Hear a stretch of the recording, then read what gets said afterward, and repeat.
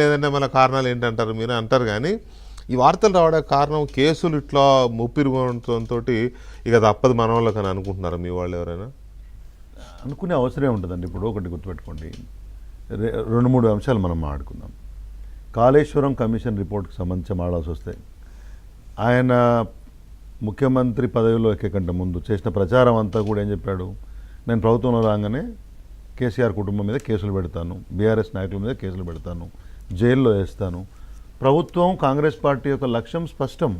ముఖ్యమంత్రి ఆలోచన విధానం, మంత్రివర్గ ఆలోచన విధానం అట్లా ఉన్నప్పుడు రిపోర్ట్లు వేరేలాగా వస్తాయని చెప్పేసి అనుకోలేం. ఒకటి, the very veracity of the report అనేది రేపు పొద్దున్న తేలుతుంది. ఛాలెంజ్ చేస్తాం కదా. ఈ దేశంలో ఇందిరాగాంధీ గారు, అది వేరు, ఇందిరాగాంధీ గారి నుంచి మొదలుపెట్టి ఇవాళ వరకు అనేక మంది నాయకుల మీద ఇటువంటి వచ్చిన ప్రభుత్వాలు కమిషన్లు వేశారు, రిపోర్ట్లు వచ్చినాయి, ఇవి నడుస్తుంది. ఇందిరాగాంధీ గారు నాకు తెలిసిన సందర్భంలో మోర్ దాన్ 7,000 కేసెస్ ఎదుర్కొన్నారంట. సో నేనేమంటున్నాను, కాంగ్రెస్ పార్టీ నుంచి ఇప్పుడు రాహుల్ గాంధీ గారు, సోనియా గాంధీ గారు కూడా they are out on bail. కాబట్టి నేనేం చెప్తున్నా అంటే ఇప్పుడు నేషనల్ హెరాల్డ్ కేసు అనేది నడుస్తూ ఉంది, యాక్ట్ నడుస్తూ ఉంది. నిన్న కూడా రాబర్ట్ వాద్రా మీద సమన్లు పోయినాయి.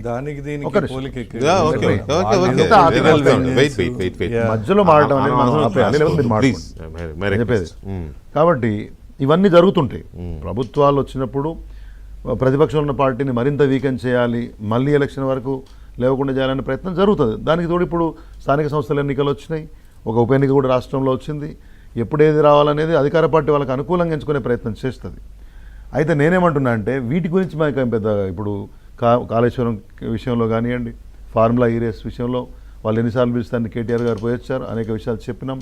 దాంట్లో కొంతమంది అధికారులు, కార్యకర్తలు ఎందుకు భయపడుతున్నారు మరి?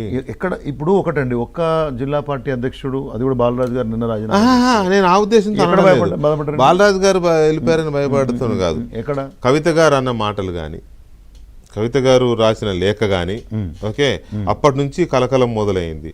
తర్వాత రీసెంట్ టైమ్స్ లో సీఎం రమేష్ అంతా డైరెక్ట్ అటాక్ ఇస్తే కూడా కౌంటర్ లేదు. ఎందుకు కౌంటర్ లేదు? లేదు, నేను చెప్తాను మాట్లాడలేదు నీతో అన్నాడా? నేనేమంటున్నా అంటే నా క్వశ్చన్ కావలేదు, నేను మాట్లాడలేదు నీతో అని ఈయన కౌంటర్ లేదు, నేను నిన్ను కలవలేదు అని ఆయన అనాలి కదా, లేదు నీతో ఆ మాటలు అనలేదు అనాలి కదా. కలిస్తే కలవలేదు, కలిసే ఉంటారు అనుకోండి. అరే బీజేపీ కవిత గారు జైల్లో ఉన్నప్పుడు ఢిల్లీ వెళ్ళిన కేటీఆర్ గారు ఒక బీజేపీ ఎంపీని, పైగా ఢిల్లీలో అధిక శాతం లాబింగ్ చేయగలిగే సమర్థుడైన ఎంపీని కలిశారంటే what does it mean? First of all we have not confirmed also, number 1. Number 2, చేయలేదు కదా. ఎవరైనా కలిసి ఉంటే పార్టీ విలీనం చేయడానికి మాట్లాడి ఆయన చెప్పుకోవడం అనేది అసభ్యతకు చాలా దగ్గరగా ఉన్నటువంటి అంశం. Below belt politics basically what Ramesh spoke.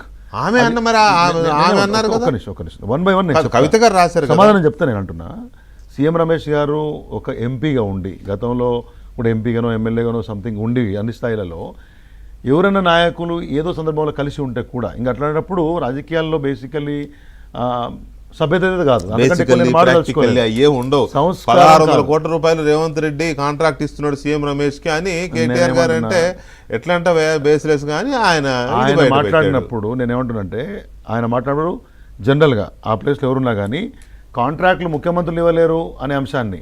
అయితే ఆయన ఏం చెప్పాడు, ఫస్ట్ ఆ కంపెనీ నాది కాదంటాడు, ఆ కంపెనీ కాంట్రాక్ట్ ఇస్తుంటే ఒకళ్ళతో పుచ్చుకుంటాడు. మరి అదేం రాజకీయం? ఒకటి. రెండవది నేను అనేది ఏంటంటే, కాదు శ్రీధర్ రెడ్డి గారు, నేను అనేది ఏంటంటే అసలు ఫస్ట్ ఇష్యూని బయట పెట్టింది కవిత గారు, ఫ్యామిలీ మెంబర్ అయిన కవిత గారు. ఏమన్నారు, నేను జైల్లో ఉన్నప్పుడు పార్టీని విలీనం చేస్తామని ప్రతిపాదన చేస్తే నేను ఒప్పుకోలేదని ఆమె చెప్పారు. అక్కడ మొదలైంది, అక్కడే కదా మొదలైంది ఇది పంచాయతీ అంతా. అంతకుముందు ప్రచారం చేశారు కాంగ్రెస్ వాళ్ళు, మీరు అన్నది వాస్తవమే. నేను ఈ అన్ని ఆరోపణలకు ఒకటే సమాధానం చాలా క్లియర్గా పార్టీ వర్కింగ్ ప్రెసిడెంట్గా కేటీఆర్ గారు చెప్పారు, చాలా క్లియర్. బీఆర్ఎస్ పార్టీ ఏ పార్టీలో విలీనం అయ్యే అవసరమూ లేదు, అటువంటి పరిస్థితి తలెత్తదు. అటువంటి పరిస్థితి తలెత్తాల్సినటువంటి అంత బలహీన పరిస్థితులలో ఎవరమూ లేము. విమర్శలు అనేది వస్తుంటాయి, రకరకాల వాదనలు వస్తుంటాయి, అంతర్గతంగా వస్తుండొచ్చు, బాహ్య ప్రపంచం నుంచి వస్తుండొచ్చు, ఇతర పార్టీల నుంచి వస్తుండొచ్చు. ఎండ్ ఆఫ్ ద డే విమర్శను చూస్తాను తప్పితే మాట్లాడే పద్ధతులు చూస్తాను.